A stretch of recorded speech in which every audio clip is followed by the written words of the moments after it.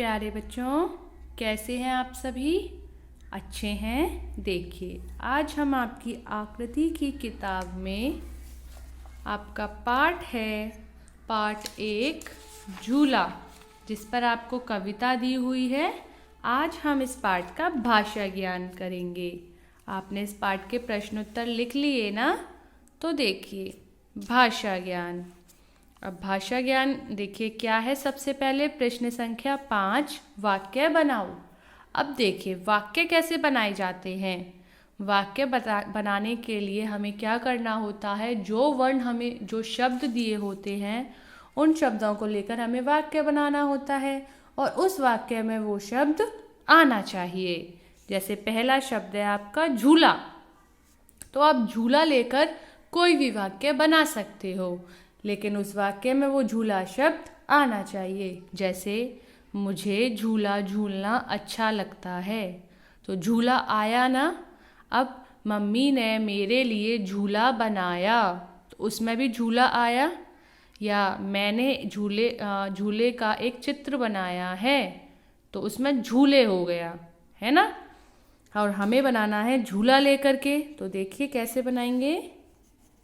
मुझे झूला झूलना अच्छा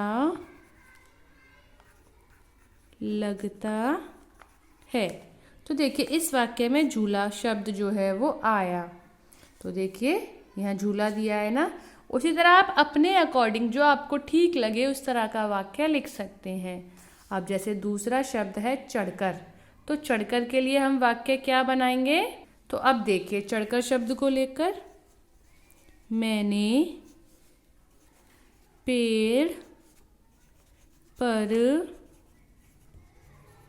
चढ़कर आम तोड़े। तो देखिए यहाँ इस वाक्य में चढ़कर शब्द आया है ना। अब उसी तरह देखिए दो शब्द और हैं, एक है आसमान। तो आसमान को लेकर आप कुछ भी लिख सकते हो, जैसे आसमान नीला होता है, या आसमान में रात में तारे निकलते हैं, है ना। इस तरह आप अपने अकॉर्डिंग वाक्य बनाएंगे।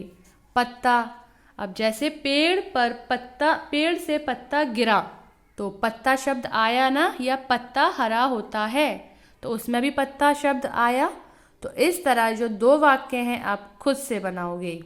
अब देखिए गतिविधि कार्य, अपनी अभ्यास पुस्तिका में पेड़ पर झूले का चित्र बनाकर उसमें रंग भरो। जब आपके ये प्रश्न उत्तर तो हो ही गए हैं, ये प्रश्न संख्या 5 भाषा ज्ञान जो है वो आपको अपनी किताब में करना है।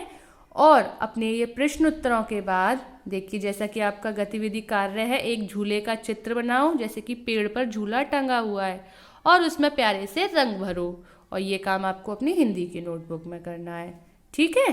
तो अब आपका गृह कार्य है, आपको प्रश्न संख्या 26 पर प्रश्न संख्या 5 तो अपनी किताब में करनी है, और गतिविधि कार्य अपनी हिंदी की नोटबुक में करना है, ठीक है। और अब जब हम अगली कक्षा में आएंगे तो एक नए पाठ के साथ आएंगे। तब तक के लिए बाय बाय।